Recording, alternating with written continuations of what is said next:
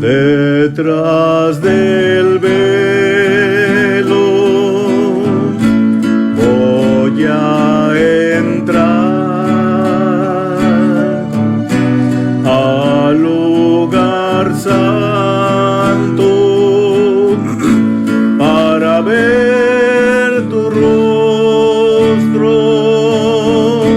la belleza que hay allí.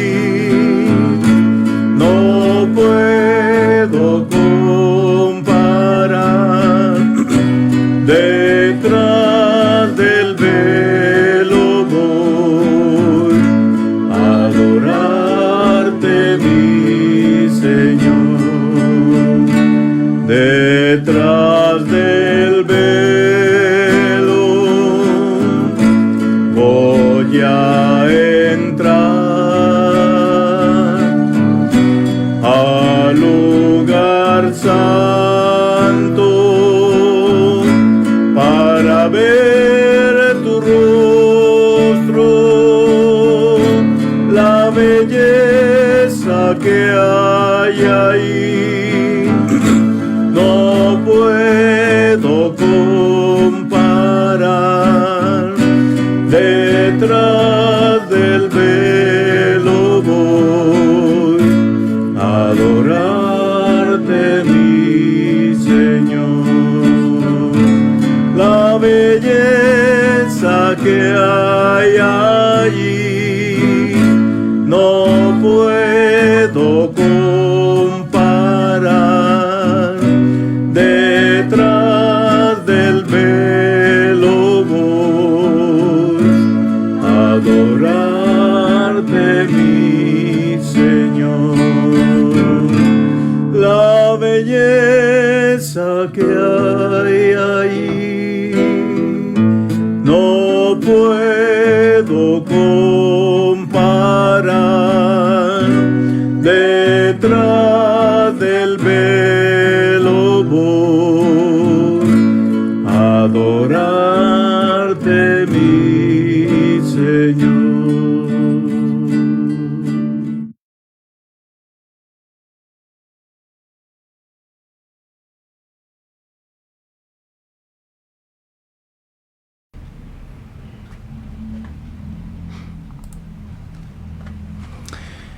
Muy buenas noches, amados hermanos. Es un gozo en medio de todas las vicisitudes saber que el Señor nos sigue concediendo la gracia de poder seguir preparándonos para compartir acerca de esto que será restaurado en el fin de los días. Estamos en el fin de los días. Así que, ¿por qué no oramos y le pedimos al Señor gracia para que vayamos a nuestro tema del día de hoy? Padre, eres tan hermoso, Señor, tan infinito, que solo queremos estar cerca de tu corazón. Queremos compartir lo que tienes en tu corazón y que seas tú, Señor, el que hable. En el nombre de Cristo Jesús. Amén. Bien, amados, y dentro del tema pasado, el Señor me hacía meditar un detalle muy interesante de nuestro curso en el libro, y quise regresar un poquito allí a los tipos y sombras, porque la palabra nos enseña que para nosotros, como su creación, Dios se encargó de mostrarnos primero lo natural y después viene lo espiritual. Y solo quiero hacer una lectura rápida de lo que nuestro libro nos dice acerca de esto. Es un cuadro sinóptico que hizo nuestro hermano Dan Karam, y no quiero agregar nada más que leerlo. Dicen las verdades de la hermenéutica. En la Biblia primero encontramos lo natural, después lo espiritual. Vemos el Antiguo Testamento y a la par el Nuevo Testamento. ¿Cómo funciona? Bueno, en el Antiguo Testamento tenemos el primer Adán, o el viejo hombre, y en el Nuevo Testamento el postrer Adán, el nuevo hombre, Cristo. Pero después todo se va a involucrar con la vida personal de cada quien. Tenemos un nacimiento natural, un día todos nacemos, y después tenemos un nacimiento espiritual. Una circuncisión natural, en el Nuevo Testamento una circuncisión espiritual. Una caminata natural, también una caminata por fe. Un viaje físico. Y el cristiano tenemos un viaje espiritual. Armas físicas de guerra, pero también tenemos armas espirituales. Hijos físicos y también hijos espirituales. Herencia física y una herencia espiritual. Un tabernáculo terrenal y un tabernáculo celestial. Sacerdotes físicos que se ocuparon en el primer pacto, pero ahora nosotros somos no solo reyes, sino también sacerdotes espirituales. Sacrificios físicos y sacrificios espirituales. Un templo físico y un templo espiritual. Una Jerusalén física y también le tenemos la Jerusalén de arriba. El monte de Sión terrenal, el monte de Sión celestial, la ley en las tablas de piedra y la ley inscrita en nuestro corazón. La letra de la ley y el espíritu de la ley, y finalmente la muerte física, y así terminará su creación humana con la muerte espiritual, cuando llegue el juicio del gran trono blanco, y ahí cada uno seamos puestos en el lugar que nos corresponda. ¿Y por qué quise regresar un poquito aquí, hermanos? Porque creo que este cuadro sinóptico nos muestra cómo en su soberanía y su hermosura Dios ha hecho esta provisión de que Jesús también tomaba y enseñaba en parábolas y daba cosas naturales para que se entendieran las cosas espirituales. También entre los tipos y figuras mencioné que Jesús tipificaba completamente el arca. Y aquí hice una anotación, ¿verdad? Cristo el arca. Vemos de los tres elementos que había ahí adentro que la vara de Aarón que reverdeció, y esto nos muestra la vida de resurrección. Jesús es la resurrección y la vida cuando Él resucitó, ¿verdad? El maná que estaba escondido en la vasija, y Jesús ya le vimos el mensaje pasado que Él dijo, nos dio Moisés el verdadero pan del cielo, Él es el verdadero pan del cielo. Y finalmente las tablas escritas de la ley en piedra, y como lo vimos en el cuadro, la ley escrita en nuestros corazones.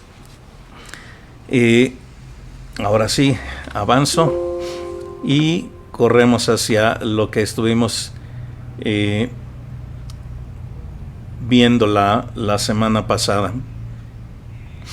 En el trasfondo vimos cómo Moisés profetizó, vimos cómo la tienda de Moisés nos muestra la progresión en cómo nosotros nos vamos acercando de niños espirituales, ¿verdad? Necesitamos ir creciendo en calificación y en los estándares que se requiere para poder entrar al lugar santísimo.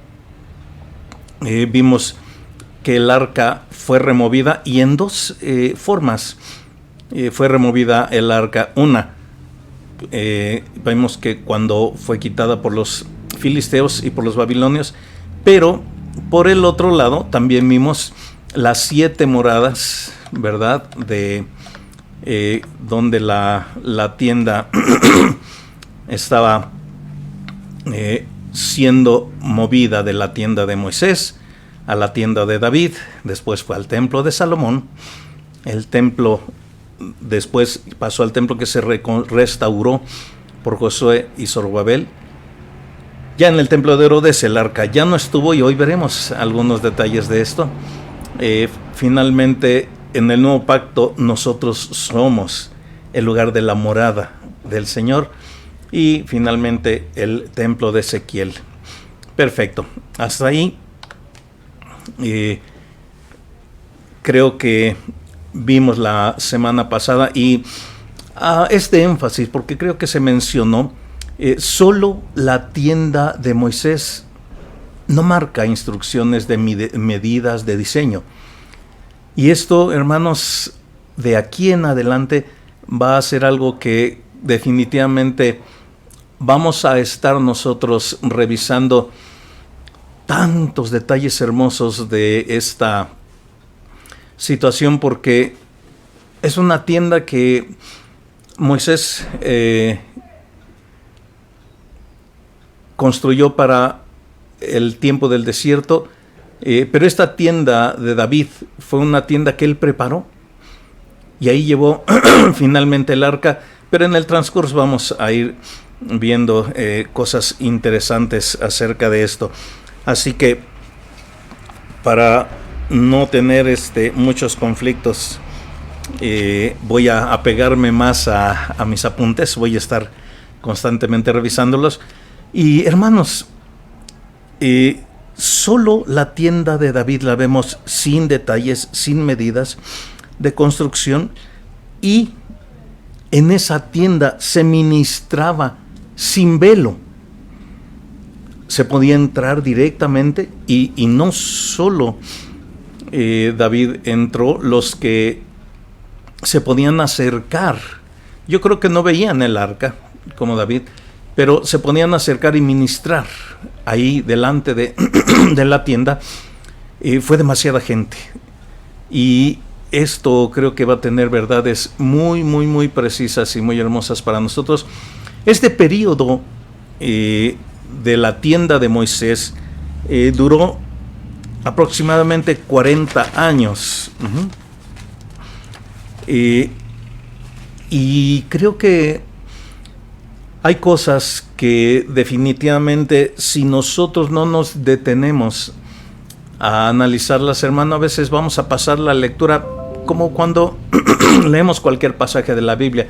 ¡Ay, qué maravilloso que aquí se sanó y se hizo esto! O que el arca ahí la tuvo David de muy cerca.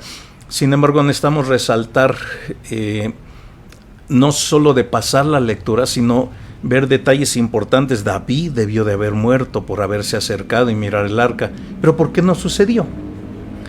¿Verdad? Así que David, hermanos, esto es importante que yo lo mencione. David recibió tanto la revelación como el entendimiento. ¿De qué?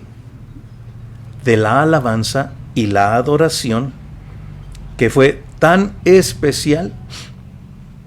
¿Por qué? Porque Dios mismo determinó que en estos tiempos del fin es esa alabanza y esa adoración la que va a ser restaurada en los tiempos finales. Pero, hermanos, esto es importante porque estos dos ingredientes, ¿verdad? La revelación y el entendimiento, tenemos que entender que vienen a nuestra vida solamente cuando las dos se unen. ¿Y cómo se une la revelación y el entendimiento? Mire, cuando usted y yo recibimos una palabra de Dios, una dirección, cualquier situación, sea de prueba, sea de preparación, sea de conocimiento, Dios nos da una palabra, como ya lo hemos estudiado en otras ocasiones. Pero ahí no hay entendimiento, hermanos. Ahí solamente recibimos la palabra, y cuando la palabra ha estado ya en nuestras vidas, ahora necesitamos avanzar en la dirección de la palabra que Dios nos dio. Es en ese proceso como nosotros vamos empezando a entender, es que voy a regresar al hecho, Ariel, ya no grites. Y cuando el primer día que yo empecé a decir, Señor, pero no puedo, ¿cómo lo hago? Y detuve, ¿verdad?, mi impulso de gritar, descendió un poder y una gracia tan especial que yo mismo me quedé maravillado y dije, wow, o sea, esto no soy yo, esto es Dios. Y para no redundar en esto que ya le he mencionado muchas veces, quiero recalcar y resaltar, hermanos, que no es sino por experiencia que nosotros recibimos revelación y entendimiento. Recuerdan que hemos visto que David, desde su infancia, cuidando las ovejas de su padre, desde allí David empezó a tocar instrumentos, a diseñarlos y a tener una relación con Dios tan experimental, tan cotidiana, que, hermanos, todo eso fue la preparación día a día para que David fuera entrando cada vez más profundo y más profundo y más profundo en el corazón de Dios, hasta llegar al nivel donde Dios mismo lo exalta y dice: David es un hombre conforme a mi corazón. Por eso quise resaltar este aspecto. David recibió la revelación y el entendimiento de la alabanza y la adoración. En esto, hermanos, nos vamos a llevar una buena cantidad de tiempo. Sin embargo, ya saliéndome de este punto, porque espero que al paso de los mensajes vamos a ir detallando aspectos importantes de esta revelación y entendimiento. Fíjense que este tiempo de la tienda de David fue un tiempo muy especial por 40 años para todo el pueblo de Israel. De tal manera que llegó el día en que el monte de Sión fue llamado el monte del lugar de la presencia de Dios. Y cuando nosotros entendemos estos detalles, hermanos, creo que ahora sí necesitamos empezar a hacer algunas anotaciones de estudio, de historia del arca. Así es que vamos a un pequeño relato histórico de cómo el arca llegó de la tienda de Moisés, en donde empezó a reposar, y cómo transcurrió en algunos lugares muy particulares y específicos, ¿sí? Así que no solamente tiene esta revelación de ser un tiempo especial por 40 años, ¿verdad? Pero previo a esos 40 años, hermanos, aquí vamos a tener en este relato histórico que ver cosas muy interesantes. Va a ser muy corto, lo quiero abordar de una manera muy rápida, pero el primer lugar a donde el arca llegó y reposó y no se volvió a mover fue en Silo. Si recuerdan, en Silo estaba el sacerdote Elí con sus hijos. ¿Y qué sucedió allí? Lo que ya vimos, que ahí el arca fue tomada por los filisteos, y cuando los filisteos la regresan,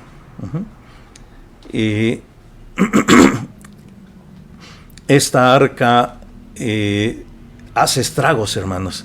Ya había hecho estragos con los filisteos, y estaba la situación de cuando ellos regresan el arca, el siguiente lugar a donde llega es a Bet-Semes, aunque aquí en la presentación tenemos Kiriat Jearim, y vamos a ir al pasaje, hermanos, porque la región, el pueblo de Bet-Semes, y cuando ahí llega el arca, dice: entonces Dios hizo morir a los de Bet-Semes porque habían mirado dentro del arca de Jehová. Hizo morir del pueblo a 50,070 hombres, y lloró el pueblo porque Jehová lo había herido con gran mortandad. Y dijeron los de Bet-Semes: ¿quién podrá estar delante de Jehová, el Dios Santo? ¿A quién subirá desde nosotros? Y enviaron mensajeros a los habitantes de Kiriat Jearim, diciendo: los filisteos han devuelto el arca de Jehová, descended pues y llevadla a vosotros. Perdón. Si nosotros observamos el arca que viajó por todo el desierto desde que fue fabricada en la tienda de Moisés, llegó a esta tierra prometida, y el lugar donde estuvo allí fue en Silo, no fue movida, ¿verdad? Hasta que fueron fue capturada por los filisteos, quienes, habiendo sufrido los estragos, la regresaron. Y miren, amados, ya mencionamos también que el arca, debemos de tener cuidado, porque aunque era una construcción hecha por Dios, para que en ella se manifestara la presencia de Dios y Dios pudiera tener esa relación de comunicación, de gobierno con su pueblo, Dios quería ser su rey. El pueblo, al igual que nosotros, a veces somos duros de cabeza, pero cuando es regresada y llega a Kiriat Jearim, ¿verdad?, esa arca ahí permanece olvidada todo el tiempo de Saúl. Ahí está. Saúl no era un hombre que le interesaran las cosas de Dios. Así es que el arca pasó allí bastantes años, ¿verdad? ¿Y por qué es importante hacer esta mención de que el arca, después del viaje en la tierra prometida de Silo, llega a Kiriat Jearim y ahí parece estar sin mayor atención, porque estaba reinando Saúl y no le ponía atención? Después de que Saúl muere, hermanos, David, ¿verdad?, trae el arca a Sión. Y esto es muy interesante, hermanos. Dice: vinieron los de Kiriat Jearim y llevaron el arca de Jehová y la pusieron en casa de Abinadab, citada en el collado, y santificaron a Eleazar su hijo para que guardase el arca de Jehová. Y desde el día en que llegó el arca a Kiriat Jearim pasaron muchos días, 20 años, y toda la casa de Israel se lamentaba en pos de Jehová. Hasta que David finalmente decide traer el arca a Sión.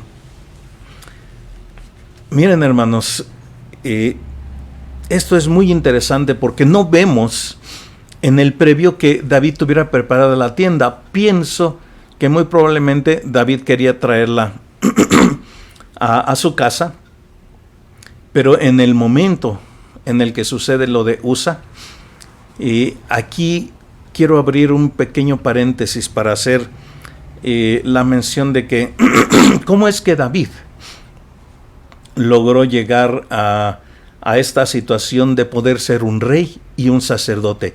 Y aquí en esta parte es donde entra un personaje muy interesante en el Antiguo Pacto, que es mencionado 2 veces, en el Antiguo Testamento y una vez en el Nuevo Testamento.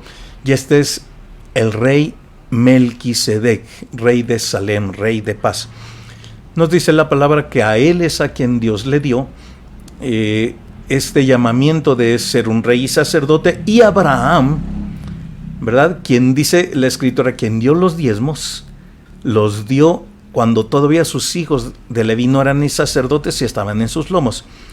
Pero cuando nos habla de Melquisedec, esto es a veces complicado de detallar en el cuerpo de Cristo. Sin embargo, cuando habla que no tiene genealogía, ni padre ni madre, no significa que fue una creación así de repente, no. Necesitamos entender que en la cultura del pueblo de Israel, la genealogía y la situación de las casas paternas y la descendencia tenía muchísimo que ver.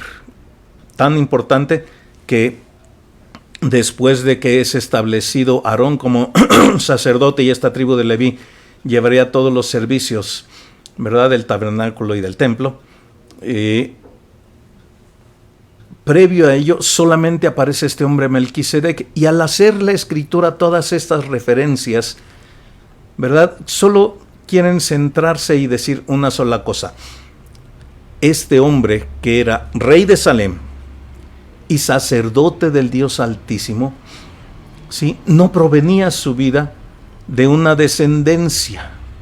Eso es todo lo que nos trata de enfatizar. Era alguien muy especial, ¿verdad?, que fue establecido por Dios y era un rey y un sacerdote. Por eso pudo recibir los diezmos de Abraham. La vida de Melquisedec se semeja, ¿verdad?, en la vida de David y en la vida de Jesús. Encontramos en el Nuevo Testamento estos detalles. Así que en el Antiguo Testamento toda la parte del pacto de los ritos era por sacerdocio levítico. Sin embargo, dos personas que pudieron ser reyes y sacerdotes, ¿sí?, fueron Melquisedec y David. Y esto, hermanos, hemos visto ya que para esto se requiere calificar en nuestras vidas. Y qué hermoso que a final de cuentas, para nosotros, en el nuevo pacto, ya con la sangre de Cristo derramada en nuestras vidas, haciéndonos aptos para que el Espíritu de Dios more dentro de nosotros, Dios nos ha dado ese llamado a ser reyes y sacerdotes. Así que, bueno, creo que para David, ¿verdad?, la importancia de que él pudiera tomar el arca y llevarla a Sión, esto lo vamos a seguir viendo en detalles hermosos al trayecto del mensaje, pero él llegó a la calificación de rey y sacerdote, y eso fue lo que le permitió estar delante del arca sin ningún velo. Ahora, a David, hermanos, David era un hijo que tenía una pasión muy particular por la presencia de Dios. Y por eso él dice: traigamos el arca de nuestro Dios a nosotros, porque desde el tiempo de Saúl no hemos hecho caso de ella.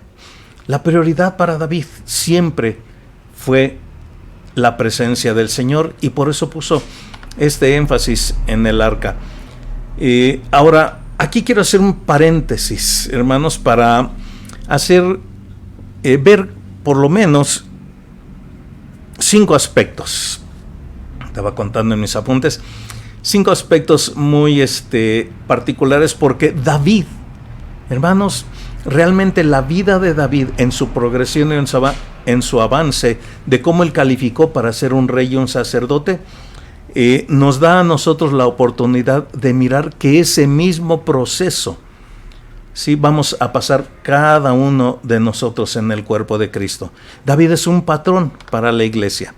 Miren, primeramente Samuel fue enviado, ¿verdad?, para llamarlo. Y cuando nosotros nacemos de nuevo, ahí el Señor nos llama, ¿verdad? Pero Dios no nos va a dejar así como llegamos al nuevo nacimiento. David tuvo su desierto, y durante toda su vida, y al igual durante toda nuestra vida, nosotros estaremos cruzando por desiertos, por situaciones por las cuales Dios nos va a preparar, nos va a purificar y nos va a hacer aptos, ¿verdad?, para llegar perdón, a este punto de ser reyes y sacerdotes. Es bien interesante, que las vamos a ver más detalladas en un momento más, sus 3 unciones. David tuvo 3 unciones particulares. Yo creo que en cada una de ellas él fue de niño a joven a padre espiritual. Ya detallamos ahorita un poquito del orden de Melquisedec, porque un rey, hermanos, no podía entrar delante del arca. Uno de los reyes intentó hacerlo, y cuando lo hizo, murió. ¿Sí? Finalmente, cuando ya David llegó al final de su preparación, él tuvo autoridad sobre toda la nación, y nosotros, ¿verdad?, en el milenio con Jesús recibiremos, bueno, los que califiquen, espero que yo califique, autoridad sobre las naciones. Fíjense qué hermoso, hermanos, somos llamados a reinar. Dios nos va a pasar por un desierto frecuentemente. Dios, en cada llamamiento que nos dé, vamos a tener una unción de Él en el nivel de madurez que tengamos. ¿verdad? Va a llegar el día en que nosotros vamos a desarrollar ese carácter de ser reyes y sacerdotes, y finalmente tendremos esa participación. Este paréntesis, hermanos, es porque cuando estudiamos la vida de David y vimos el arca, creo que detallarlo y ponerlo en este orden nos ayuda mucho a entender que no podemos llevar una vida sin leer la palabra, sin amar, hacer su voluntad, sin rendirnos a los tratos que el Señor tiene para nuestra vida. Solamente de esa manera nosotros podemos avanzar y calificar para llegar a ser parte del plan que Dios tiene para nuestras vidas. ¿En dónde? En donde Dios quiera. ¿En qué servicio? ¿En los más vistosos? Uy, la alabanza. Uy, el predicar. No, hermanos. Vamos a ver en todo el desarrollo del tabernáculo de David cómo para Dios tan importante era el que limpiaba, ¿verdad?, como el que tocaba instrumentos y cantaba. Todos eran escogidos bajo el mismo estándar, hermanos. Y esto para mí es hermoso, porque no importa que seamos más vistos o menos vistos en la labor que hacemos para el Señor. Lo que sí importa es cómo estamos respondiendo cada uno de nosotros al llamado de Dios. Así que, bueno, vamos a ver rápidamente las 3 unciones de David. Esto lo quiero ver a vuelo de pájaro, porque ya lo hemos visto en su vida, pero hoy creo que tendremos la oportunidad. En 1 Samuel 16:13 dice: y Samuel tomó el cuerno de aceite y lo ungió en medio de sus hermanos, y desde aquel día en adelante el Espíritu de Jehová vino sobre David. Se levantó luego Samuel y se volvió a Ramá. Cuando David tuvo su primera unción, ¿a quién derrotó? A Goliat. En su segunda unción, que la tenemos en 2 Samuel 2:4, y vinieron los varones de Judá. Recordemos que estaba dividido entre Judá e Israel, reino del norte, el reino del sur, y solo los de Judá, cuando murió Saúl, llamaron a David, lo ungieron allí a David y lo pusieron por rey sobre la casa de Judá,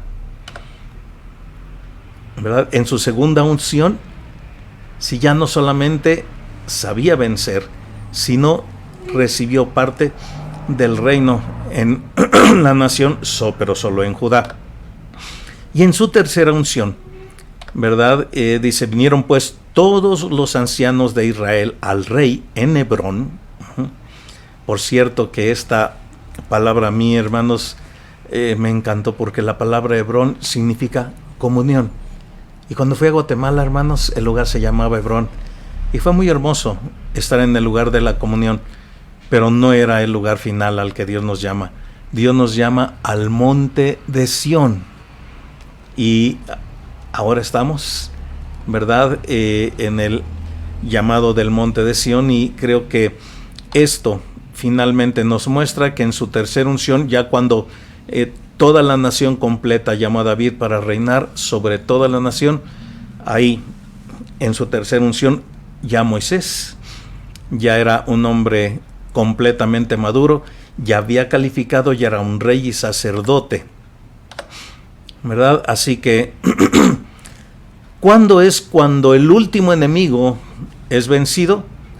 ¿Verdad? Cuando David ya había recibido su tercera unción. Ahí es cuando el último enemigo, que es el Jebuseo, ¿verdad?, es vencido, que es la discordia entre los hermanos. Pero quiero leer, antes de continuar, algo que se añade al cuadro sinóptico. Miren, en la primera unción es el atrio, es una niñez espiritual. Sí, ahí se venció a Goliat. Ahí es donde somos llamados. ¿Y qué es lo primero que recibimos al ser llamados? El bautismo en el Espíritu Santo.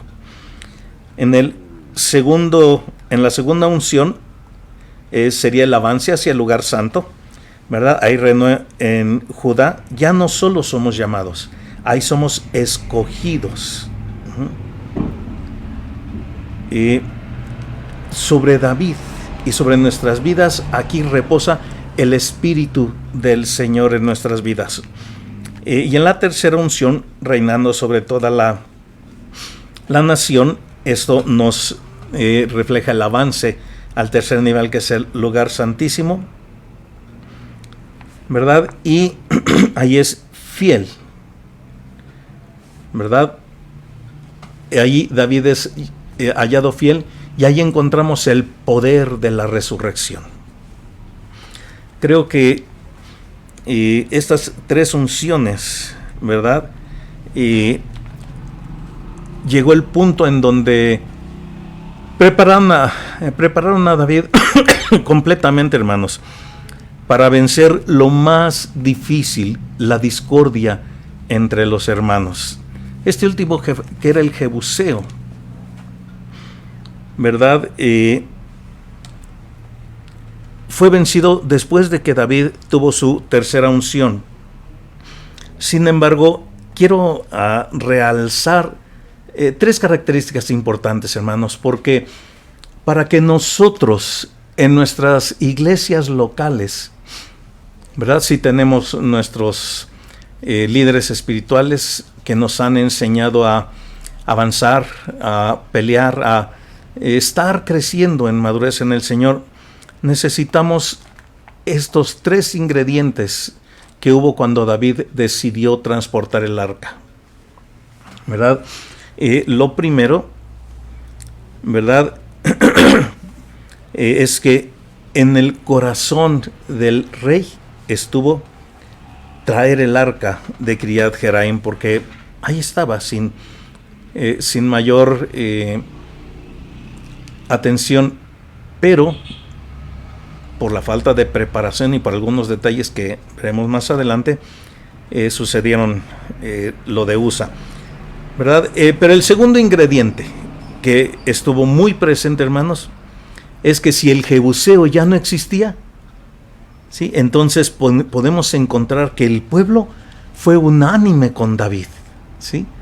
Y esa unanimidad, hermanos, la unidad del cuerpo de Cristo, la unidad de la iglesia, ¿verdad? Con el rey o el líder o el pastor que está siendo guiado por el Señor, hermanos, va a lograr el objetivo de que la presencia del Señor sea traída, ¿verdad?, a nuestras iglesias locales.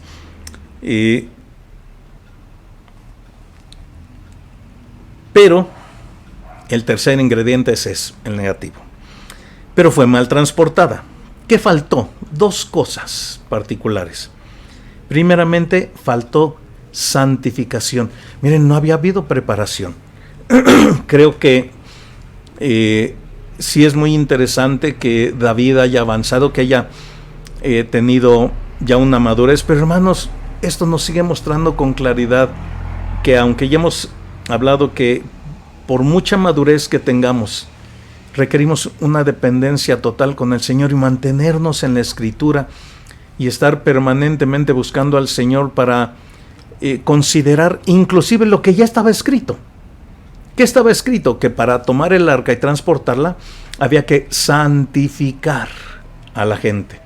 Había que santificar al pueblo que estaba unánime, pero también había que santificar a los sacerdotes y a los levitas para que tomaran el arca y la transportaran, ¿verdad? Y como esto no sucedió, vino el gran deceso. Y el segundo, que ya lo mencioné, ¿verdad? El orden de Dios, cómo tomarla y cómo transportarla. Y esto es lo que generó el problema de que se detuviera el arca, ¿verdad? Y estuviese ahí hasta que hasta que David se dio cuenta, ¿verdad?, que Dios había bendecido la casa de Obed-Edom. Y durante todo ese tiempo, hermanos, miremos el corazón de David. ¿Qué corazón? Se puso a inquirir, a buscar, Señor, ¿qué hice mal? ¿Por qué? Y cuando él se dio cuenta de esto, hermanos, lo corrigió, santificó a todos, se volvió al orden de Dios. Y algo que es importante, hermanos, que si los jebuseos representan la discordia, Yo bendigo a Dios porque nuestros amados pastores en Sion, ¿cómo tienen ese corazón? Ellos aman la humildad, la misericordia. Ellos presionan para que nosotros, como responsables de compartir, de enseñar, de ayudar a nuestros hermanos, sí, los llevemos a la idea de madurar, de avanzar en el Señor, para que finalmente este asunto de la discordia, cada quien de acuerdo a su nivel espiritual, ya dijimos, si es un niño, bueno, pues a lo mejor está inconforme o batallando con el pecado, pero los jóvenes espirituales de repente, es que yo no estoy de acuerdo con esto, o no estoy de acuerdo con esto otro.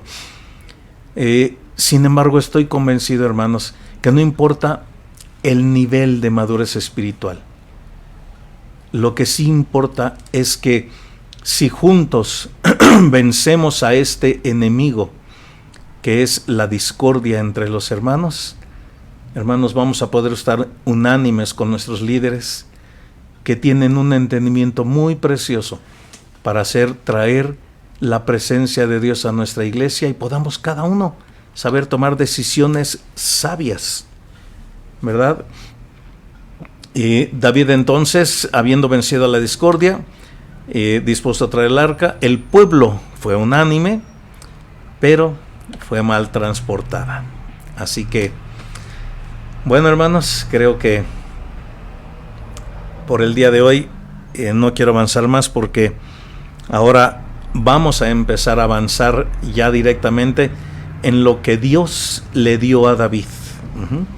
Dios le dio a David revelación y entendimiento de este tabernáculo y de un ministerio, hermanos, que no lo hemos vuelto a ver. Yo creo que este ministerio solo se está cumpliendo hoy día en el mundo entero. Porque mientras aquí es de día, en otro lado es de noche. Ahorita que estamos de noche, en otro lado se está. Y en cada lugar hay gente que está alabando y adorando al Señor. Y creo que solo así se pueden cumplir turnos de 24 horas alabando al Señor. Pero bueno, creo que esta parte la vamos a empezar a ver nuestro próximo miércoles. Estamos muy agradecidos por sus oraciones y queremos que el Señor nos lleve de gozo en gozo en medio de cualquier situación. Oremos al Señor. Padre amado, siempre agradecidos porque seas tú, Señor, el que nos lleve como llevaste a David, para tener un corazón conforme a tu corazón. Sea, Señor, el anhelo de nuestra vida, y podamos no solamente eso, sino tal vez anhelar llegar a ser amigos de Dios como lo fue Abraham. Como necesitamos la mansedumbre de Moisés, el fuego de Elías, el oído abierto de los profetas, pero sobre todo Jesús nos dijo: aprended de mí, que soy manso y humilde de corazón, y hallaréis descanso para vuestras almas. Llévanos por ahí, Señor, y que tu nombre sea bendito eternamente y para siempre. En el nombre de Cristo Jesús. Amén. El Señor les bendiga, amados.